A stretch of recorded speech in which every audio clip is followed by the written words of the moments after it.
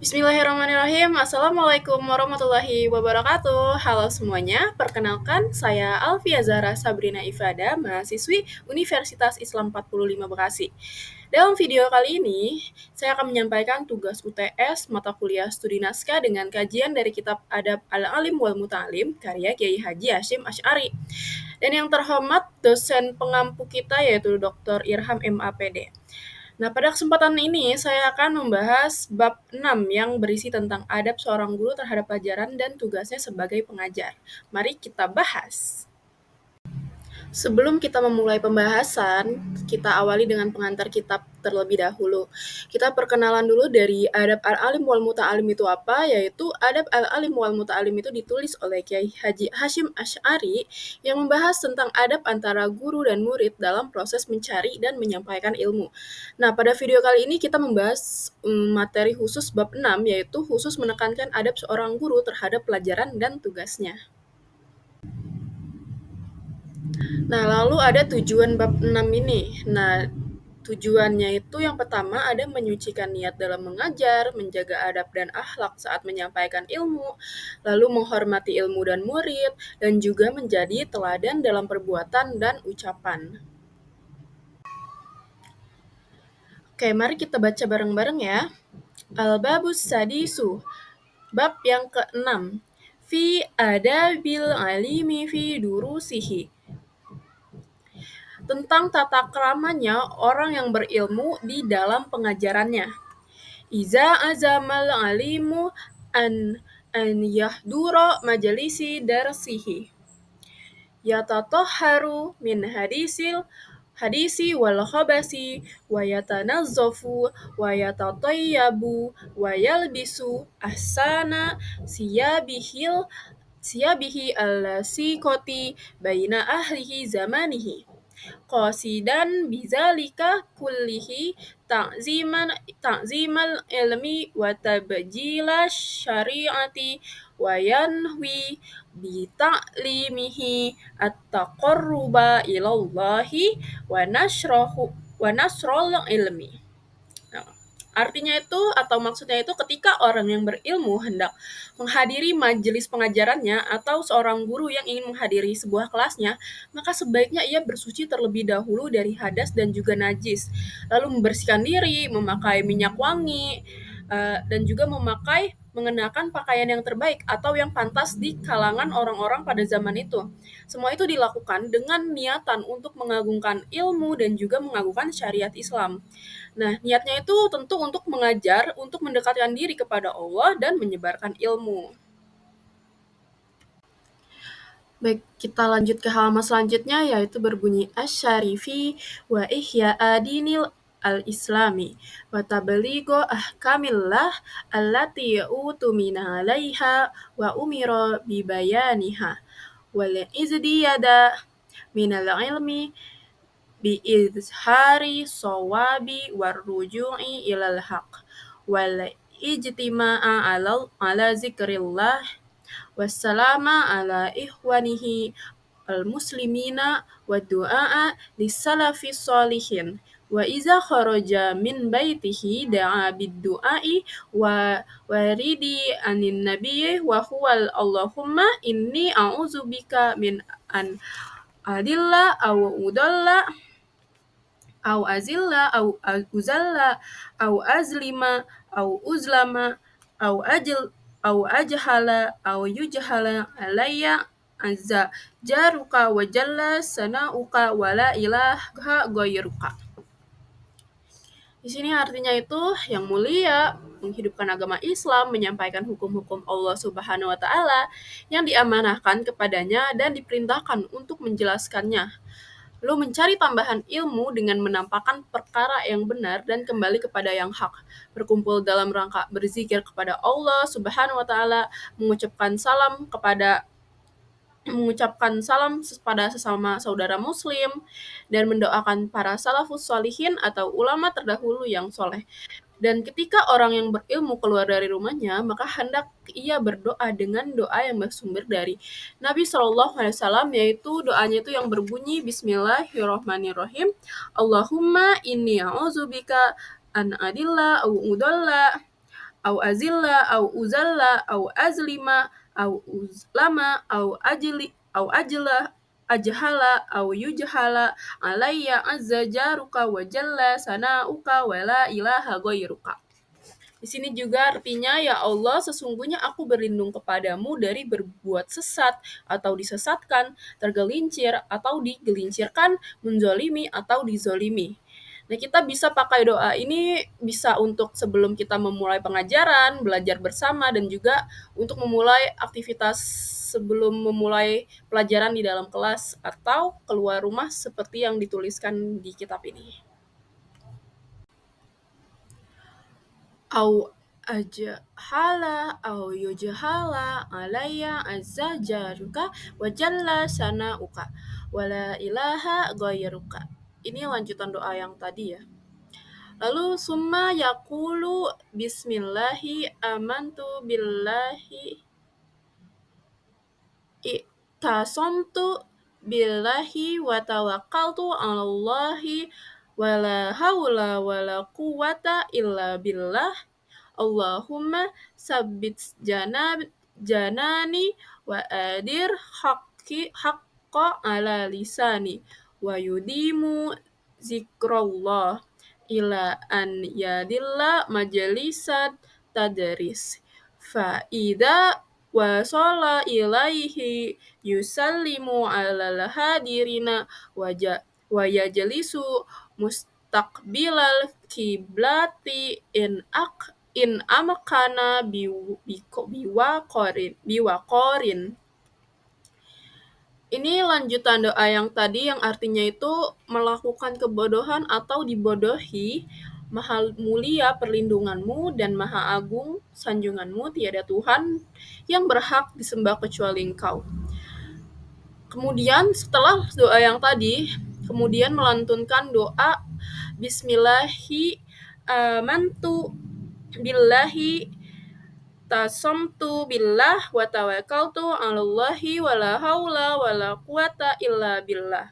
Allahumma sabbit janani wa adirrul haqqa ala lisani wa yudimu zakarullahi ta'ala ila ayyasila majlisa tadris.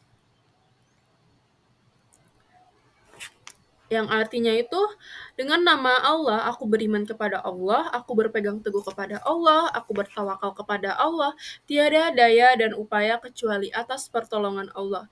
Ya Allah, teguhkanlah hatiku dan kelilingilah lisanku dengan perkataan-perkataan yang benar dan senantiasa berzikir kepada Allah hingga sampai di majelis tempat ia mengajar. Lalu ketika sesampainya ia di majelis, maka ia mengucapkan salam kepada seluruh hadirin, lalu duduk menghadap kiblat jika itu memungkinkan dengan berwibawa. Wasakinatin watawadu'i wa khusyu'in mutarabbi'a au ghaira. Dzalika minal jalasati al-hasanati wal yasun badanahu aniz zahfi an makanihi wa yadaihi anil abasi wat tashbiki wa ainaihi an tafrikin nazari min ghairi hajatin waliyuba'id anil muzahi wal kasroti sahik fa innahu yuqalilu al haibata wa yuskitu hismah wala yudarrisu waqta ju'in wa atashin syadidaini aw hammin aw godobi aw nu'asin aw fi hali bardin mu'limin wa harin muz'ijin. Tenang, rendah hati, khusyuk, dan bersila atau dengan cara lain yang mencerminkan posisi duduk yang baik. Nah, hendaknya orang yang berilmu menjaga agar badannya itu tidak bergeser dari tempatnya, lalu kedua tangannya tidak bermain-main dan menyilangkan jari jemarinya, dan kedua matanya tidak jelalatan kemana-mana tanpa ada kebutuhan. Lalu hendaknya orang yang berilmu juga tidak bercanda dan banyak tertawa karena yang demikian ini dapat mengurangi kewibawaan dan menggugurkan perasaan disegani oleh muridnya. Hendaknya orang yang berilmu tidak mengajar saat sedang sangat lapar dan sangat haus atau sedang bersedih, marah, mengantuk, atau saat kondisi cuaca dingin yang menyakitkan dan panas yang menggelisahkan. Nah, jadi sebagai guru itu kita harus menjaga kondisi kita, menjaga juga kondisi murid-muridnya. Apakah sedang jangan kondisi lagi lapar, jangan kondisi kita mengajar dengan kondisi marah-marah karena itu akan berpengaruh dalam situasi atau kondisi suatu majelis atau suatu kelas tersebut.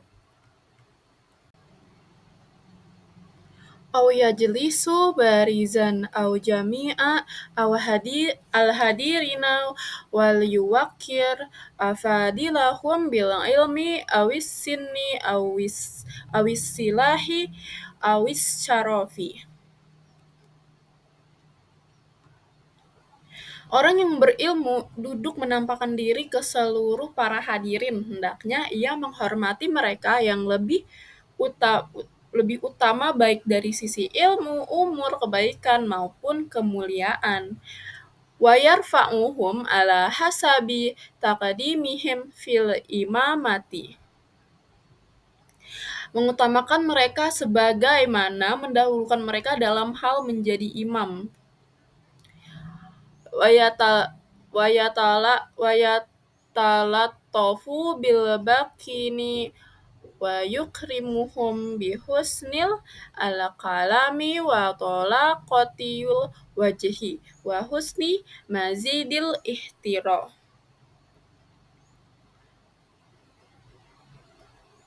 Berlaku sopan santun kepada para hadirin yang lain dan memuliakan mereka dengan berbicara yang baik, wajah yang berseri-seri, dan lebih lagi menghormati mereka. Wa yaqumu li akabiri ahlil islami ala sabilil ikram wal yatafitu ilal hadirina qasdan bisabil hajati wa yahussu man yukallimuhu aw yas'aluhu bimazidi.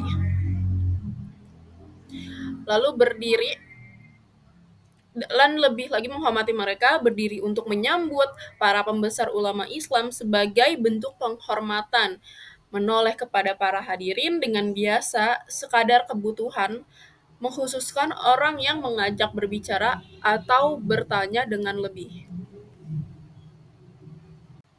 Ini masih lanjutan yang tadi, yang artinya itu dengan lebih menoleh dan menghadap kepadanya sekalipun dia anak kecil atau orang yang sederhana, karena tidak melakukan demikian merupakan salah satu dari perbuatan orang-orang yang sombong.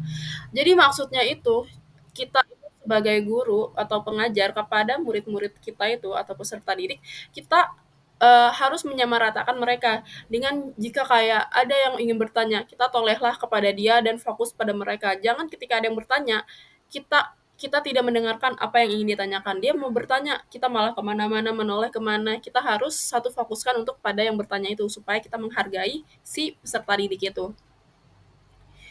Wa yuqaddimu 'alal syuru'i fit tadrisi qira'ata min kitabillah tabaruka tabarruka wa tayammuna wa da'u akibal akibal qira'ati li nafsihi wa lil hadirina wa lisairil muslimina wa liwaqifi makanihi in kana fi madrasatin mauqufatin aw nahwiha jazaan li husni fi'lihi wa tahsila liqasdihi summa yasta'idu billahi minasyaitonir rajim. Nah, sebelum memulai pengajaran, hendaknya orang yang berilmu terlebih dahulu membaca sebagian dari ayat Al-Quran untuk mencari keberkahan dan mengharap kebaikan. Setelahnya membaca Al-Quran melantunkan doa yang ditujukan untuk dirinya sendiri, para jamaah, yang hadir, seluruh orang-orang muslim sekalian, dan untuk orang-orang yang mewakafkan tempat di mana ia mengajar.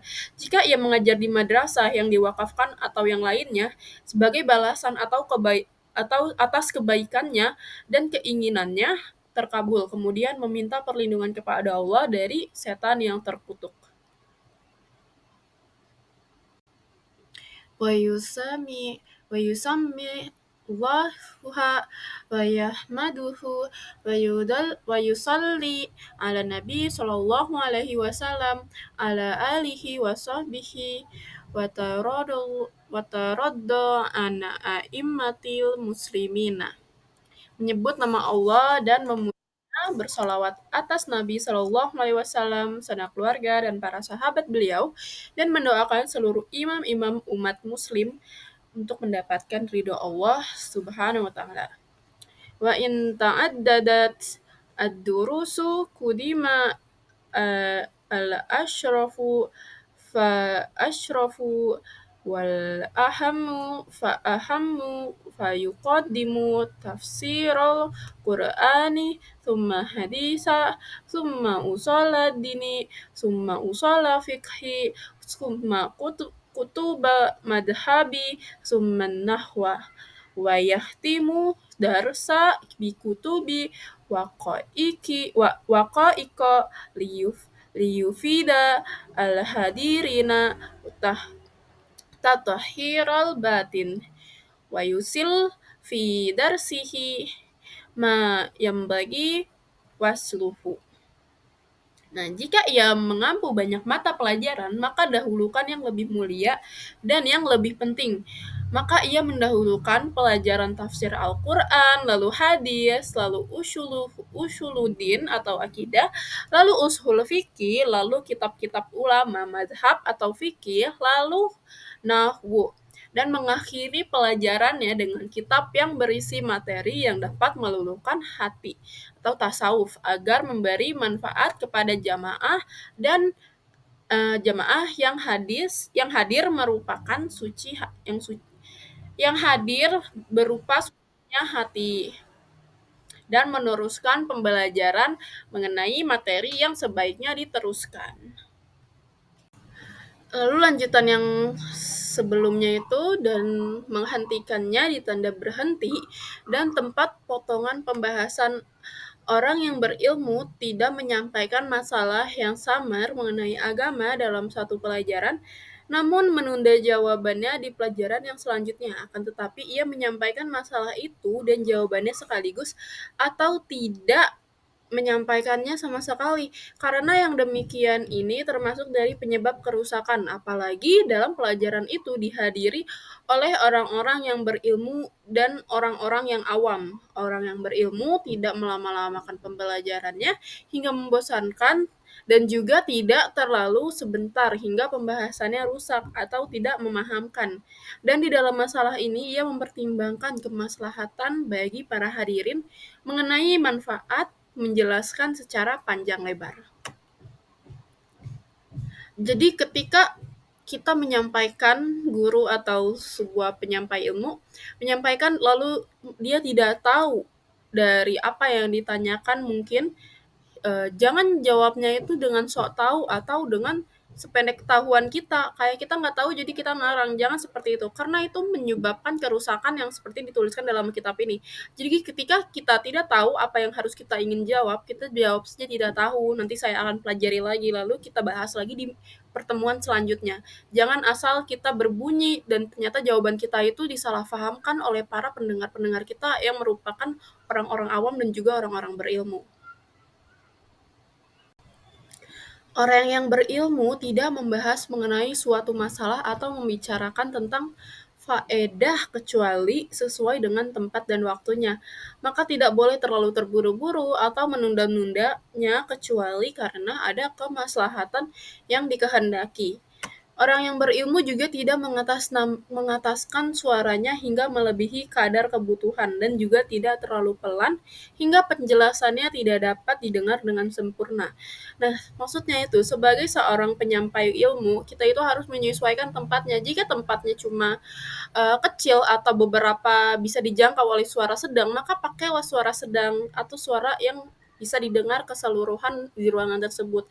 Jangan ruangannya besar, muridnya banyak sampai belakang, kita suaranya kecil. Jadi yang para pendengar pun tidak dengar dengan jelas atau tidak dengan sempurna. Jadi kita sebagai pengajar harus menyesuaikan suara kita. Atau kalau suaranya kecil, ya kita harus mencari cara supaya bagaimana si siswa-siswa atau murid-murid ini mendengar pembahasan kita itu dengan jelas dan baik. Yang paling utama adalah hendaknya suara tidak sampai melampaui majelis dan juga tidak terhambat untuk didengar oleh para hadirin. Al-Khatib Al-Baghdadi meriwayatkan sebuah hadis dari Nabi Shallallahu Alaihi Wasallam. Beliau berkata, sesungguhnya Allah mencintai suara yang pelan dan samar dan membenci suara yang keras. Jika di antara hadirin ada salah seorang yang memiliki gangguan pendengaran, maka tidak masalah mengeraskan suara sekiranya dia mampu mendengarnya. Dan orang yang berilmu itu tidak boleh terlalu cepat dalam berbicara dan juga akan tetapi pelan dan jelas dalam berbicara supaya ia dan orang yang mendengarnya bisa berpikir. Nah, di sini maksudnya itu kita boleh mengeraskan suara kita sesuai dengan para pendengar kita. Jika ada gangguan pendengaran atau karena sedang suasana ramai atau apa, nah kita boleh mengeraskan suara kita supaya si para pendengarnya itu bisa berpikir atau bisa paham dengan apa yang kita ucapkan. Sungguh telah sampai kepada kita sebuah kabar bahwa gaya berbicara Nabi itu tersusun rapi sehingga orang yang mendengar memahaminya, dan beliau juga ketika berbicara terkadang mengulangi perkataannya sebanyak 3 kali agar dapat dipahami. Ketika seorang yang berilmu selesai dalam menyampaikan suatu masalah atau pokok pembahasan, maka dia diam sejenak sehingga hadirin yang memiliki anak-anak yang terpendam di dalam hatinya dapat menanyakannya. Orang yang berilmu menjaga majelisnya dari suara gaduh, karena suara gaduh itu dapat merubah pelafalan dari suatu keramaian dan dari keluar. Lanjutan dari halaman sebelah yaitu konteks arah pembahasan. Imam Rabi berkata, Imam Syafi'i jika didebat oleh orang lain dalam suatu masalah fikih, lalu orang tersebut berpindah pada permasalahan yang lain, maka beliau berkata, kita selesai dari masalah ini, kemudian kita lanjut kepada konteks permasalahan yang kamu inginkan. Dan orang yang berilmu harus bersikap sopan dalam menghentikan perlakuan seperti ini. Sejak mulai dirasakan sebelum menyebar luas dan emosi meluap.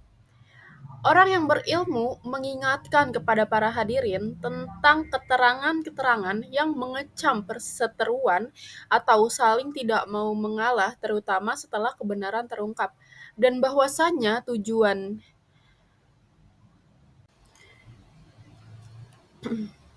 Tujuan berkumpul adalah mengungkap kebenaran, membersihkan hati, dan mencari faedah, dan bahwasanya tidaklah pantas bagi ahli ilmu melakukan persaingan karena dapat menyebabkan permusuhan dan pertengkaran. Nah, kan tetapi seharusnya perkumpulan itu dimaksudkan ialah murni karena Allah Subhanahu wa taala agar supaya menjadi maksimal manfaat di dunia dan kebahagiaan di akhirat sebagai pengingat akan firman Allah yang berbunyi Bismillahirrahmanirrahim liyuhiqqal haqqo wa yubtilal batila walau karihal mujrimun. Yang artinya itu agar Allah menetapkan yang hak dan membatalkan yang batil atau syirik, walaupun orang-orang yang berdosa atau musyrik itu tidak menyukainya. Quran Surah Al-Anfal ayat 8.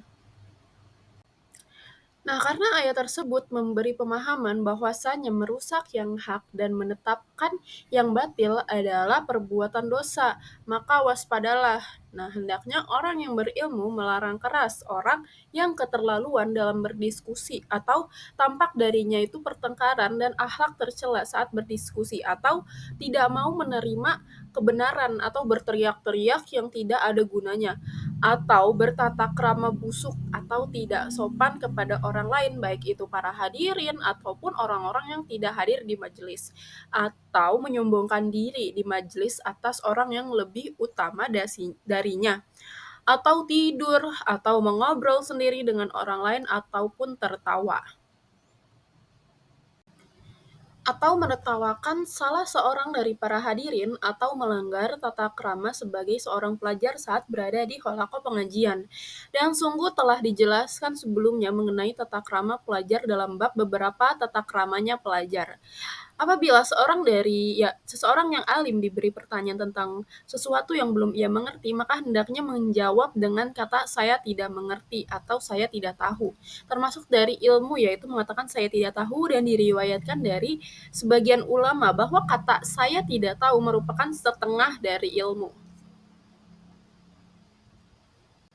Diceritakan dari Abbas, apabila orang yang berilmu melewatkan kata "saya tidak tahu", itu berarti dia sudah kena pada titik kematiannya.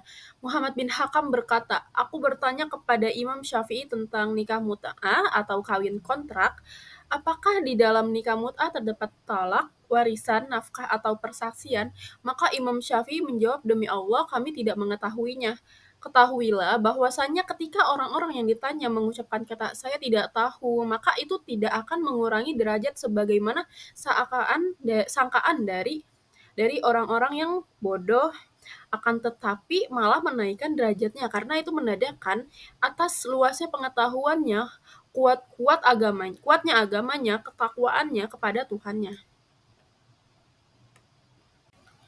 Sucinya hatinya, dan kuatnya kewaspadaannya. Dan sungguh kisah-kisah mengenai ucapan saya tidak mengerti dapat dipelajari dari para ulama.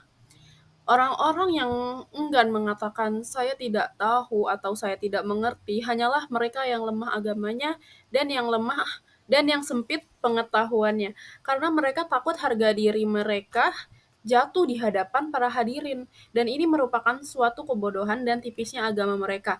Padahal demikian itu tidak menutup kemungkinan kesalahannya akan akan semakin dikenal oleh banyak orang, maka ia terjerumus ke dalam sesuatu yang ia hindari dan dipandang di mata orang banyak dengan sifat yang ia sendiri berusaha menghindarinya. Sungguh Allah mengajari tata krama kepada para ulama melalui kisahnya baginda Nabi Musa, termasuk sholawat serta salam Nabi Musa. Salawat serta salam tercurah atas Nabi kita dan Nabi Musa bersama Nabi Khadir sallallahu alaihi wasallam ketika Nabi Musa tidak menjawab wallahu a'lam, artinya ya Allah yang lebih mengetahui. Ketika beliau diberi pertanyaan apakah ada orang lain di muka bumi ini yang lebih berilmu dibandingkan dirimu? Orang yang berilmu menampakkan raut wajah yang ceria pada orang asing yang datang padanya dan menerima dengan bahagia agar hatinya menjadi lapang, sebab orang yang baru datang itu masih bingung dan juga tidak terlalu sering melihatnya karena akan membuatnya malu. Ketika orang yang memiliki kedudukan tinggi baru datang, sementara guru juga baru mulai menerangkan suatu permasalahan, maka hendaknya guru tersebut menahan keterangannya sejenak hingga dia duduk, dan jika dia datang sementara sang guru tengah menjelaskan, maka hendaknya guru mengulangi lagi penjelasannya atau inti dari penjelasannya demi dia. Dan jika dia datang di detik-detik terakhir sekitarnya dia datang bertepatan pas dengan jamaah beranjak pulang, maka hendaknya sang guru mengulur detik-detik terakhir itu agar dia tidak malu karena dia datang. Akan tetapi para jamaah beranjak dari tempat duduknya. Sang guru harus menjaga kemaslahatan jamaah dalam hal mengajukan kehadiran atau menundanya, jika baginya tidak ada halangan dan semakin terbebani. Dan di akhir pembelajaran, guru mengucapkan mengatakan wallahu a'lam setelah mengucapkan kalimat penutup yang memberi informasi akan berakhirnya pembelajaran, seperti ucapan sampai sini akhirnya ya, dan materi selanjutnya akan diterangkan di pertemuan yang akan datang insya Allah ta'ala, dan lain-lain, agar supaya ucapan wallahu a'lam murni sebagai zikir kepada Allah subhanahu wa ta'ala dan menyampaikan tujuan asli dari maknanya, yaitu Allah yang maha mengetahui apakah penjelasannya tadi ada yang salah atau sudah benar semuanya. Sebagaimana yang telah dijelaskan sebelumnya, bahwasanya guru membuka pembelajaran dengan mengucapkan Bismillahirrahmanirrahim supaya menyebut nama Allah di awal dan di akhir pembelajaran. Guru diam sejenak setelah beranjaknya para hadirin, karena di dalam diamnya ini menyimpan beberapa faedah dan tata krama bagi dirinya dan para hadirin sekalian. Di antaranya tidak berdesakan dengan para hadirin. Jika ada salah satu dari para hadirin menyimpan sebuah pertanyaan, maka dia bisa bertanya langsung pada beliau, dan jika beliau berkendara, maka tidak berkendara di antara para hadirin yang berjalan kaki. Jika guru hendak beranjak pulang, maka melantunkan doa yang bersumber dari Nabi diharapkan untuk melebur dosa yang ada di majelis, yaitu doa yang berbunyi Subhanakallahumma wa bihamdika asyhadu alla ilaha illa anta astaghfiruka wa atubu ilaik, yang artinya itu, maha suci Engkau ya Allah, dengan memuji Engkau aku bersaksi bahwa tidak ada Tuhan yang berhak disembah kecuali Engkau, aku meminta ampun kepada Engkau. Nah, doa ini biasanya disebut kafaratul majelis, dan dia biasanya emang dibaca ketika berakhirnya pembelajaran di kelas.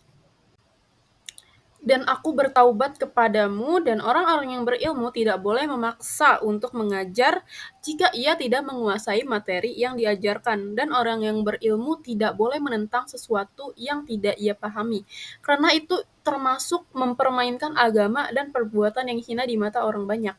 Nabi Muhammad SAW bersabda, orang yang menampakkan sesuatu yang bukan haknya ibarat orang yang memakai dua baju kedustaan. Sebagian ulama berkata, barang siapa yang tampil sebelum waktunya, maka sungguh ia sudah siap untuk dihina.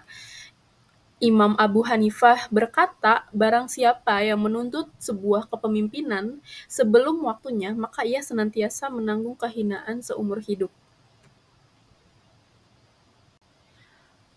Minimal kerusakan yang terjadi yang disebabkan oleh pengajar yang kurang kompeten adalah para hadirin tidak menemukan keadilan, karena tidak ada orang yang dijadikan sebagai tujukan ketika mereka berselisih, disebabkan karena pemilik hati atau sang guru tidak mengetahui mana yang benar yang harus ditolong dan mana yang salah yang harus dicegah. Nah, dikatakan kepada Imam Abu Hanifah, yaitu di dalam masjid terdapat halaqah yang membahas tentang fikih. Lalu beliau bertanya, apakah ada yang memimpin mereka? Lalu mereka menjawab, tidak. Lantas beliau berkata, tidaklah mereka akan memahami fikih selamanya. Syair dari sebagian ulama mengenai pengajaran yang dilakukan oleh orang yang kurang kompeten, yaitu banyak orang yang agak gila lagi bodoh mencalonkan diri untuk mengajar agar disebut sebagai al-mudaris al-faqih. Maka sudah seharusnya para ahli ilmu mengambil suri tauladan dari satu bait pepatah Arab kuno yang terkenal di setiap majelis ilmu, yaitu ibarat kambing yang sangat kurus hingga saking kurus tulangnya menjadi tampak, dan hingga setiap orang yang bangkrut pun mampu menawarnya. Nah, dalam kitab ini dijelaskan bahwa guru itu tidak hanya dituntut untuk menguasai ilmu, tetapi juga menjaga adab ketika mengajarnya.